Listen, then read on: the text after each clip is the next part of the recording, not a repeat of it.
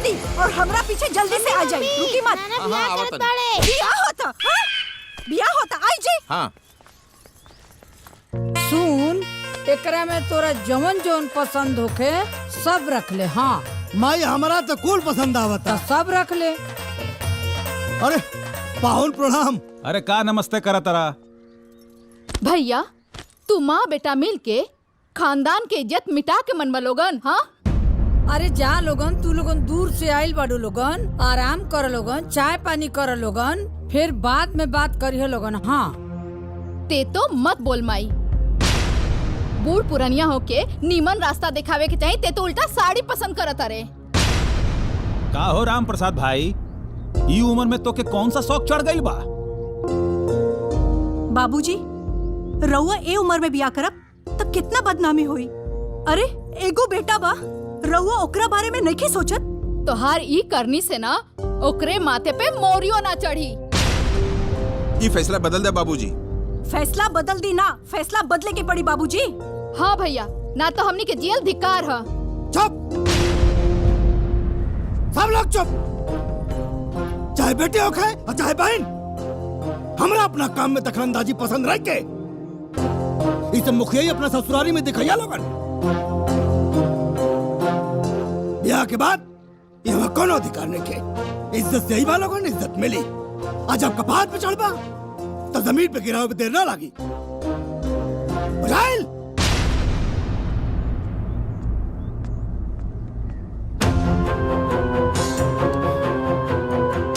हम इतना मूर्ख नहीं थी कि हम क्या हमारा औलाद सिखाई। जवान करा था नहीं, ठीक करा था नहीं। यह हमारा फैसला बा।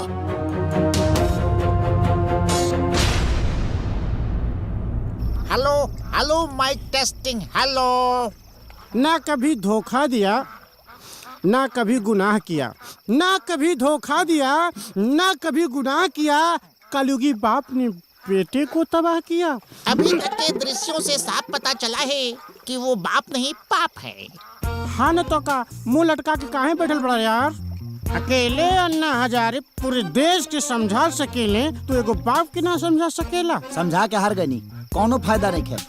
तो दुआरी पे अनशन कर दी। अनशन नहीं के लेना, तब हमके कोनो खाई के पूछते नहीं है। अगर का दनी ना तो कहीं का और मौका मिल जाये। तब बाप विरोधी रैली निकाल दिए। कुछ नहीं क्या हो सकत। अल्लाह के नाम दे दे, मौला के नाम दे दे। मारे लात ना अतौला खान के साड़ू भइल बड़ा सर मारा तरह मारे बस सब सर बाहर हो जाई। देख ले हई सील मोहर बा नए बा। यहाँ हम डिप्रेशन में बनिया तहनी के मजाक सुझाता। हाँ हमार पूरा बात तो सुनिए यार। हम बस स्टैंड पे भिखारी बने छोड़ो कहा नहीं, बाप के परेशान करे वाला भिखारी बन जाओ। घर के दुआरी के सामने रोज अल्लाह के नाम दे दे, मौला के नाम दे दे, बाप के दिल पसीज जाए। उनकर करेजा कबो ना पसीज सकेला। बाप के मनावे के बा, पाकिस्तान के ना। एक बार कोशिश करके देख ली। कोशिश बहुत करनी। वो बाप ना शराब बड़े। अनंजय रघुराज मूड खराब कर दल आज। मन तक करता लात से मारी जे हक दस।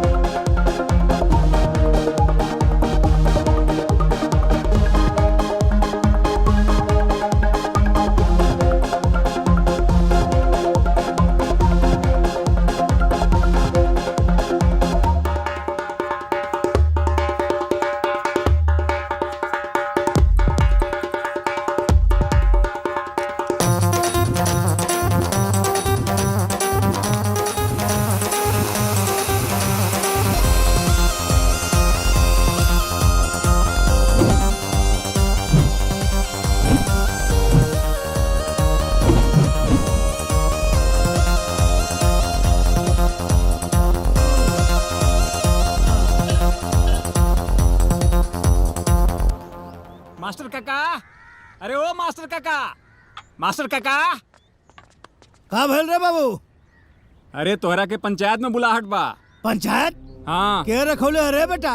अरे गुड्डू भैया तोहर लइका। गुड्डू भैया? बाप के खिलाफ पंचायत बैठोले बा। हम हो चलतनी भरल पंचायत में उनका कर लतवा सनी ना तो हमरो नाम भानु ना। हाँ माई था काहे परेशान होता रे? हाँ हम मानी नू।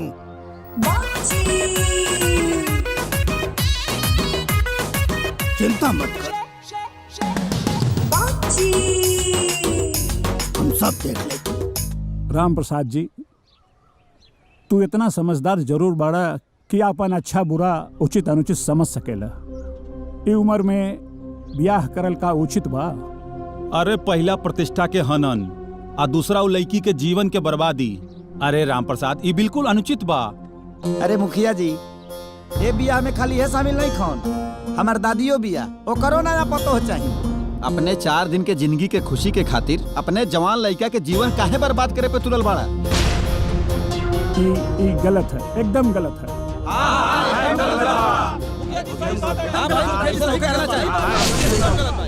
काहे गलत है?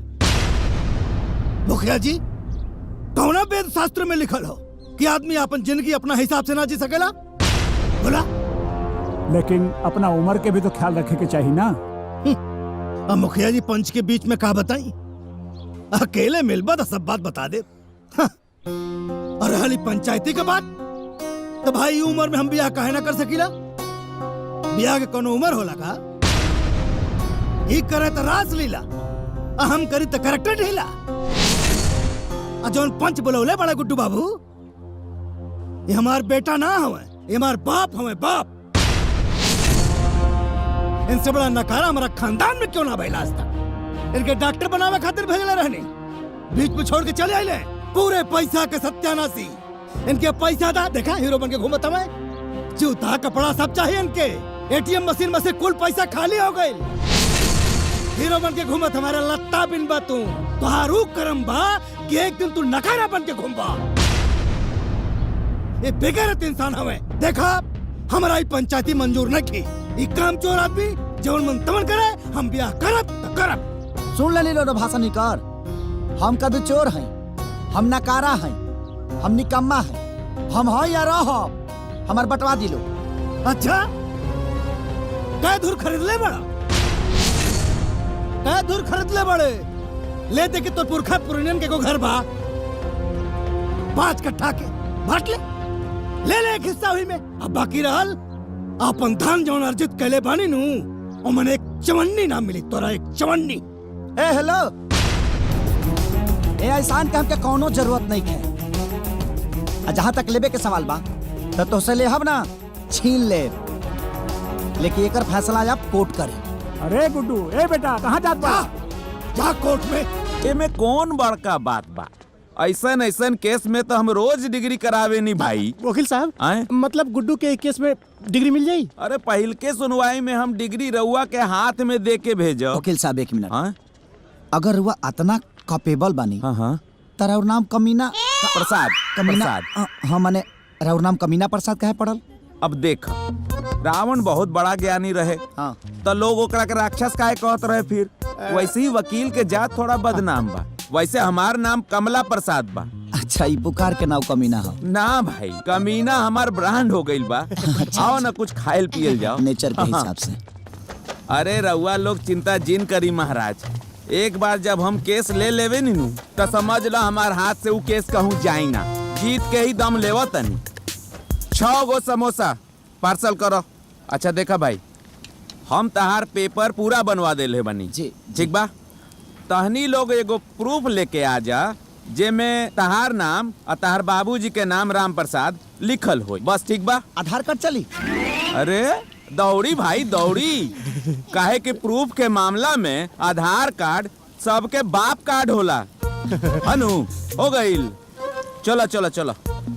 अब देखा, स्टाम्प पेपर लेवे के बा और रजिस्ट्रार के पैसा देवे के बा और हमार फीस भी बा। तो निकाला तब तक। हाँ लाओ।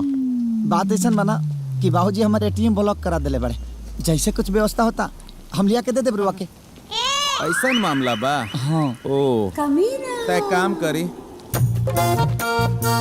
कानून से चले के पड़ेला सब कुछ ना। ऐजा दस्तखत कर दी। ई कहा एमे लिखल बा कि हम अभी राउर काम आगे बढ़ावा तनी, पैसा बाद में रउआ लोग हमरा के दे दे, और टेस्टेड न करवावे के पड़ेला हर कुछ। ऐजा साइन कर दी। लो लो हाँ लाओ।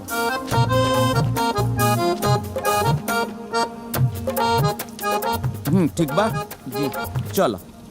साहब पैसा आए पैसा। ए भाई पैसवा ना देहनी, पैसवा दी। अरे यार पार्सल तू लेला तो पैसा हमनी के कह के दीजा। अरे लो कर देला ना बात। कोर्ट कचहरी के कुछ नियम कानून भी होला। देखो, कोर्ट कचहरी पुलिस थाना के चक्कर में जे लोग पड़ेला, बड़का बड़का राजा लोग के राजपाट बिल में घुस जाला। पैसवा दे दो, रिवाज होला ई सब। एगो बात कही, हाँ तहर नाम कमीना के रखा? अरे कमीना प्रसाद नाम बा भाई। हाँ, कमीना प्रसाद जी ई नाम रउर के रखल? नाम हमार कमला प्रसाद बा, कमीना तो ब्रांड हो गईल बा। पैसवा दे दी, ना समझ में आई। दो ना भाई पैसवा। क्या पैसा भाई? 50 रुपया। ली लाओ। पुरानका अकाउंट वाला भी क्लियर कर ली। अच्छा, हनु चलो आओ। अरे चलो भाई, कोर्ट कचहरी में तो झेल ही के पड़ी। अरे तेरा नाना हैंडसम है ही है। ए, का होता? वाह नाना वाह। ओ तहे बुढ़ाऊ के जेंटिंग पेंटिंग होता। बुढ़ा किसको बोला जी? आई एम नॉट बुढ़ा। बुढ़ा होगा तेरा तद्दू। I am Ram Prasad. ओके? हाँ जी। नाचवा में का कहला सानन जे? हाँ तो गौर करिए। सीमेंट बालू से कभी मकान नहीं होता, बिना सीमेंट बालू के कभी मकान नहीं होता, और काली कितना भी पोत ले कोई बुढ़ा कभी जवान नहीं होता। सुभान अल्लाह, सुभान अल्लाह। हमने के पुरानिया लोग कहला हाँ कि जवन जवानी में कइल जाला तवन बुढ़ापा में भोगे के पड़ेला, आ जवन बुढ़ापा में कइल जाला जवानी में भोगे के पड़ेला। बुढ़ापा में से जवानी में केंगा जाई रे? उनकर वाला गोलिये ते खतरी मारे नीचे से निकल जाई, बुझाई? हाँ। केतनो लाल लगाम लगा ले केहू, हाँ लेकिन घोड़ी ना मिली। अच्छा। बुझा गई? पुरानिया बैल के हाँ। केतनो चोकर खिया दे केहू। अच्छा। कथा ज्यादा ना जोती। सोलगट्टा धुआं सोलगट्टा।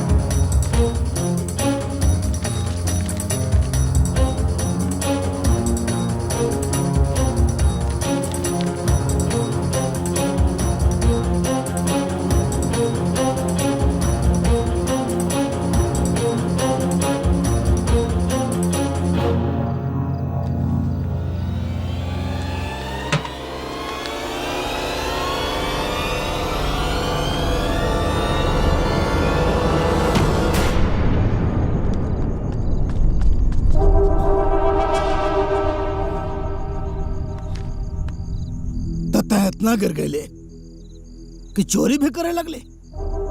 कच बातड़े देखा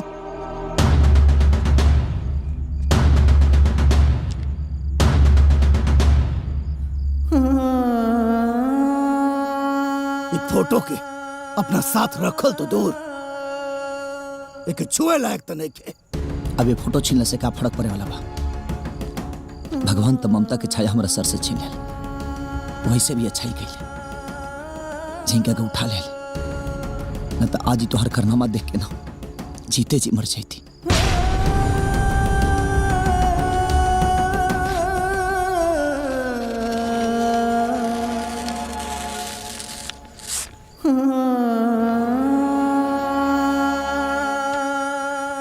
ऐसे भी ये फोटो की जरूरत तो होके अब नहीं की।